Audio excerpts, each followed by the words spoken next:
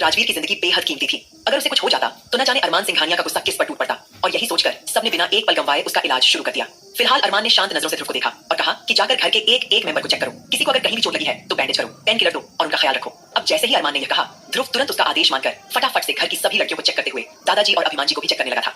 आज अभिमान जी के चेहरे पर एक अलग तरह की शांति महसूस हो रही थी। आखिरकार जिस चीज का वह फैसला नहीं ले पा रहे थे, अब वह सारी चीजें पूरी तरह से क्लियर हो चुकी थी। इस बीच अविनाश और अबीर एक दूसरे से बातें कर रहे थे। अविनाश ने जल्दी से ध्रुव के पास जाकर अविनाश और अबीर को भी अच्छी तरह से चेक किया था। थोड़ी खरोंचें और चोटों के निशान सभी के शरीर पर मौजूद थे, जिन्हें देखकर ध्रुव ने उसी हिसाब से ड्रेसिंग की और सभी को आराम करने के लिए कह दिया था। वहीं अबीर इस वक्त पूरी तरह से हल्का फुल्का सा महसूस कर रहा था। आखिरकार उसके दिल में जो भारीपन था वह पूरी तरह से खत्म हो चुका था, वरना अभी तक तो वह अरमान और आस्था को अलग करने की अटकलें ही लगा रहा था। उसे लग रहा था कि अगर अरमान का जुनून वापस आ गया है तो वह आस्था को अपनी जिंदगी में नहीं रहने देगा। लेकिन यह अरमान तो बिल्कुल बदला हुआ था। अगर पहले वाला अरमान होता तो अबीर को गले से लगाने के बजाय उसके टुकड़े टुकड़े कर देता, लेकिन यह तो एकदम शांत स्वभाव वाला अरमान था, जो कि शांति से केवल सबको प्यार करना चाहता था और अपने परिवार की रक्षा करना चाहता था। फिलहाल अब जल्दी ही इन सभी दृश्यों के बाद ध्रुव का ध्यान टाइगर और मारिया पर गया था। हालांकि मारिया भी अपने बेटे को उस वक्त मेंशन के नौकरों और सीमा जी की देखरेख में छोड़कर आई थी। उसके बाद वह सीधे अपने कमरे में थी और फिर कमरे से बाहर नहीं निकली थी, क्योंकि अब टाइगर भी पूरी तरह से मारिया के प्यार में डूबा हुआ था, तो भला वह अपनी बीवी को अकेला कैसे छोड़ सकता था। वह उस वक्त बच्चे और मारिया के साथ क्वालिटी टाइम स्पेंड कर रहा था। हालांकि टाइगर और मारिया दोनों के ही हाथों में पिंजरे पर लगातार वार करने की वजह से खरोंचों और खून के निशान मौजूद थे। उनकी उंगलियों तक से खून बह रहा था, लेकिन छोटी मोटी चोटों की न तो मारिया ने कभी परवाह की थी और न ही टाइगर ने। ध्रुव का ध्यान जैसे ही उन दोनों की ओर गया, देर न करते हुए वह तुरंत उनके कमरे में ड्रेसिंग का डब्बा यानी डॉक्टर की किट लेकर जा पहुंचा और दरवाजा खटखटाना लगा था और अंदर से टाइगर के कंफर्मेशन का इंतजार करने लगा। जैसे दरवाजे पर दस्तक हुई, टाइगर ने शांत नजरों से मारिया को देखा और फिर थोड़ा तेज आवाज से बोला, दरवाजा खुला हुआ, अंदर आ जाइए। अब जैसे ही टाइगर ने यह कहा, देर न करते हुए ध्रुव अंदर गया और बोला, टाइगर भैया आप प्लीज आप अपना हाथ मुझे दे दीजिए। मैं अच्छी तरह से जानता हूँ कि इस वक्त आप लोगों को दर्द का एहसास नहीं हो रहा होगा, क्योंकि आप लोगों को छोटे मोटे दर्द से कोई फर्क नहीं पड़ता, लेकिन मेरा तो फर्ज बनता है ना आप लोगों का ट्रीटमेंट करना। वैसे भी अरमान भाई ने ऑर्डर दिया है कि घर का एक भी फैमिली मेंबर नहीं छूटना चाहिए। अब आप लोग प्लीज सीधे होकर बैठ जाइए और मेरे प्रिंस को तब तक झूले में लिटा दीजिए। ध्रुव ने जैसे ही प्यार से यह कहा, कहीं न कहीं टाइगर ने हल्की मुस्कुराहट के साथ ध्रुव को देखा था। वहीं ध्रुव को काफी हद तक हैरानी हुई और वह सोचने लगा, क्या वाकई अभी थोड़ी देर पहले जो कुछ मैंने देखा वह सच था? टाइगर भैया और मारिया दीदी ने मुझे मुस्कुराकर देखा। तभी टाइगर तुरंत ही उठ खड़ा हुआ और ध्रुव की ओर बढ़ने लगा। ध्रुव को लगा कि कहीं उसने ज्यादा बातें करके इन्हें गुस्सा तो नहीं दिला दिया, कहीं टाइगर भैया मुझे मुक्का मारने तो नहीं आ रहे। टाइगर भैया का तो हाथ भी 2.5 किलो का है, नहीं 2.5 किलो क्यों, उनका हाथ तो पूरे 5 किलो का है। अगर उन्होंने मुझे एक मुक्का मार दिया तो मेरे तो यही प्राण पखेरु उड़ जाएंगे। नहीं, मुझे इतना ज्यादा नहीं बोलना चाहिए था।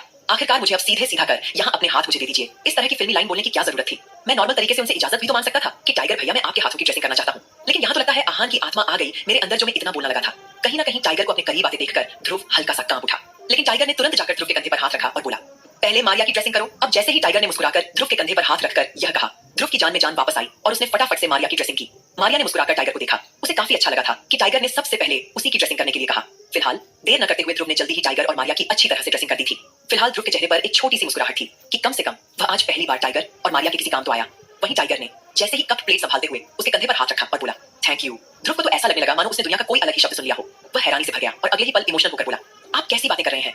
आपको मुझे थैंक यू बोलने की क्या जरूरत है? आप मेरी जिंदगी का बेहद इंपॉर्टेंट हिस्सा है, बाकी सबकी तरह, और मैं आपसे बहुत प्यार करता हूँ। हाँ, ये बात अलग थी कि आज से पहले मुझे आपसे डर ज्यादा लगता था और प्यार कम था, लेकिन अब तो आपने मुझे हिम्मत दे दी है, खुद से डरने के साथ साथ प्यार करने की भी वजह दे दी है। यह सुनकर कहीं ना कहीं टाइगर हल्का सा हंस दिया था। तभी मारिया मुस्कुराते हुए बोली, थैंक यू ध्रुव। और हम जानते हैं कि हम पहले कुछ ज्यादा ही सख्त, डार्क फेस और रोबोट टाइप के थे, मानो हमारे शरीर में फीलिंग इमोशन नाम की कोई चीज ही ना हो। लेकिन अब हम बदल चुके हैं, क्योंकि अब हम केवल किंग या क्वीन के बॉडीगार्ड ही नहीं, बल्कि हम पेरेंट्स भी हैं। जब से हमारा बच्चा इस दुनिया में आया है तब से हमारी जिंदगी पूरी तरह बदल चुकी है, और अपने बच्चे को हम जैसा वातावरण देंगे हमारा बच्चा वही सीखेगा। इसीलिए हमें बदलना पड़ा, और हम चाहते हैं कि जिस तरह तुम लोग पहले हमसे डरते थे लेकिन अब प्यार करते हो, वैसे ही हमारा बच्चा भी डरने के बजाय हमसे प्यार करे। मारिया ये कहते हुए अपने बेटे को गोद में लेते हुए उसे प्यार से निहारने लगी। उसकी आंखें भर आईं। तभी ध्रुव जल्दी से भावुक होकर बोला, वाकई टाइगर भाई, मारिया दीदी आप तो महान है, एकदम महान है। फिर उसने मारिया और टाइगर को आराम करने को कहकर वहां से बाहर आ गया। बाहर आकर ध्रुव एक हल्की मुस्कुराहट के साथ सोचने लगा, आज सब कुछ कितना अच्छा लग रहा है ना। जैसे ही राजवीर और सम्राट जैसे दुश्मनों का अंत हुआ, दुश्मनों का सफाया हुआ, भले ही उनका पूरी तरह अंत न हुआ हो, लेकिन उन्हें हराया तो गया। वाकई ये सब एक बहुत ही सुकून देने वाली फीलिंग है। ऐसा लग रहा है कि सभी ने अब खुलकर जीने के बारे में सोच लिया है, वरना टाइगर के चेहरे पर मुस्कुराहट तो कभी दिखाई ही नहीं देती थी, लेकिन आज का टाइगर भाई और मारिया दादी मुस्कुराना भी जानता था और अपनी बीवी बच्चों के लिए अपने प्यार का इजहार करना भी जानते थे। यह सब देखकर ध्रुव को भी बहुत अच्छी फीलिंग आई और फटाफट से सबको अच्छे से चेक करने के बाद वह लास्ट में वंशिका को सीधे कमरे में ले आया था और बोला था, बाकी सबका तो मैं ट्रीटमेंट कर चुका हूँ, लेकिन मुझे लगा कि मेरी बीवी थोड़ी स्पेशल है, तो बीवी का इलाज तो मैं अकेले में ही करूंगा। यह बोलकर उसने अपने होठों से वंशिका को हल्के से छू लिया और उसे प्यार से गले लगाते हुए उसके करीब आने लगा। वंशिका भी अब पूरी तरह से खुशी के साथ ध्रुव का साथ देने लगी थी। हल्की मुस्कुराहट के साथ बोली, एक गुड न्यूज बताओ, राधिका दीदी भी एक्सपेक्ट कर रही हैं और लगभग सभी कपल्स अब पेरेंट्स बनने वाले हैं। अब नेक्स्ट टर्न हमारी ही है। जैसे ही वंशिका ने यह कहा, ध्रुव मुस्कुराते हुए बोला, तो देर किस बात की, मैं तो पूरी तरह से तैयार हूँ। यह कहते हुए वह वंशिका के करीब और भी खो गया और कमरे में उनकी हल्की सी हंसी और खुशियों की गूंज फैलने लगी। फिलहाल वहीं दूसरी ओर डॉक्टर को सख्त इंस्ट्रक्शन देने के बाद अरमान सिंघानिया बाकी सबके साथ वापस आ गया था और सभी को आराम करने के लिए कहकर सीधे अपने कमरे में आ गया। इस वक्त आस्था खिड़की के पास बालकनी में खड़ी होकर शांत गार्डन को देख रही थी। हालांकि काफी हलचल हो चुकी थी, लेकिन अब धीरे धीरे छा रहा सन्नाटा भी उसे एक अजीब सी शांति और खुशी दे रहा था, क्योंकि इतने दिनों से जो जंग चल रही थी आखिरकार उसका अंत हो चुका था। हालांकि उस जंग का एक छोटा सा हिस्सा अभी भी बाकी था, लेकिन आस्था अब इतना समझ चुकी थी कि आगे की कमान अब उसके हाथ में है। तभी अरमान ने आकर आस्था को पीछे से पकड़ लिया और उसके कंधे पर अपना सिर रखकर बोला, क्या बात है आफत, क्या सोच रही हो? आस्था ने हल्की मुस्कुराहट के साथ कहा, कुछ नहीं अरमान जी, बस संजना के लिए बुरा लग रहा है। हमने सपने में भी नहीं सोचा था कि उसके साथ ऐसा होगा। दरअसल जब राधिका ने यह आइडिया दिया था कि संजना को उसके गांव भेज देना चाहिए और वहीं उसके साथ न्याय होना चाहिए, तब अरमान ने उसे अपने आदमियों के जरिए गांव भिजवा दिया था। अगर उसके बाद भी संजना में अरमान सिंघानिया और आस्था से लड़ने की हिम्मत बचती तो उसका सामना किया जाता, लेकिन उसके खून से अपने हाथ रंगना न अरमान चाहता था और न ही आस्था उसे मरते हुए देखना चाहती थी। भले ही संजना ने आस्था को कभी अपना नहीं माना था, लेकिन आस्था इतनी निर्दयी भी नहीं थी कि वह उसकी मौत देख सके। इसीलिए उसने साफ मना कर दिया था कि संजना की जान नहीं जानी चाहिए और इसी वजह से अरमान ने उसे गांव भिजवा दिया।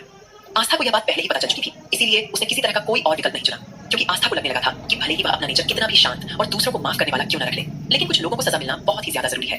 और वैसे भी संजना ने सारी हदें पार कर दी थी। उसने उसके पति को नुकसान पहुंचाने की कोशिश की थी, इतना ही नहीं उसके बेटे को भी अगवा करने की कोशिश की थी, क्योंकि आस्था के सामने यह बात भी साफ हो चुकी थी कि इस बार जो अंश को अगवा करने की कोशिश की गई थी वह संजना के कहने पर ही की गई थी। राजेश पहले ही हॉस्पिटल में एडमिट था, फिर भी संजना ने उसे भड़काकर अंश को अगवा करने के लिए भेजा था। और आस्था की बात अगर अकेले उसकी जान तक सीमित होती तो शायद वह एक बार फिर अपने बड़प्पन में संजना को माफ कर देती, लेकिन इस बार बात उसके पूरे परिवार की थी। संजना अपने पागलपन में अगर अंश को अगवा करवाने के लिए इतनी दूर जा सकती है तो वह आगे भी कोई और ठोस कदम उठा सकती है। और वैसे भी आस्था यह बात अच्छी तरह से जानती थी कि संजना के पास पैसों और आदमियों की कोई कमी नहीं है। उसका क्या भरोसा कि आगे पैसों के लालच में कोई अरमान सिंह जैसे लोग उसके परिवार पर हमला न कर दें।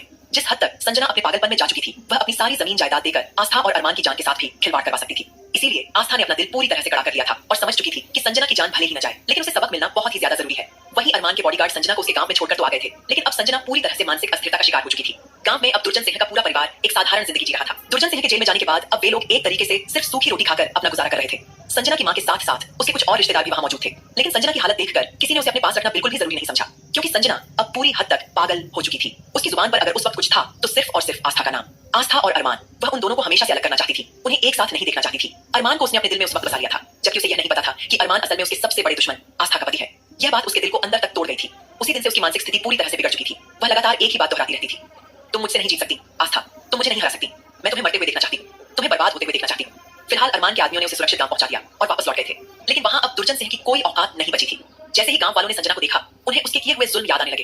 कैसे वह सबको सताती थी, अपमानित करती थी और खुद को सबसे ऊपर समझती थी। अब उसकी जमीन जायदाद सब सरकार के कब्जे में जा चुकी थी। रहने के लिए उसके पास कोई ठिकाना नहीं बचा था। गांव के हर घर का दरवाजा उसके लिए बंद हो चुका था।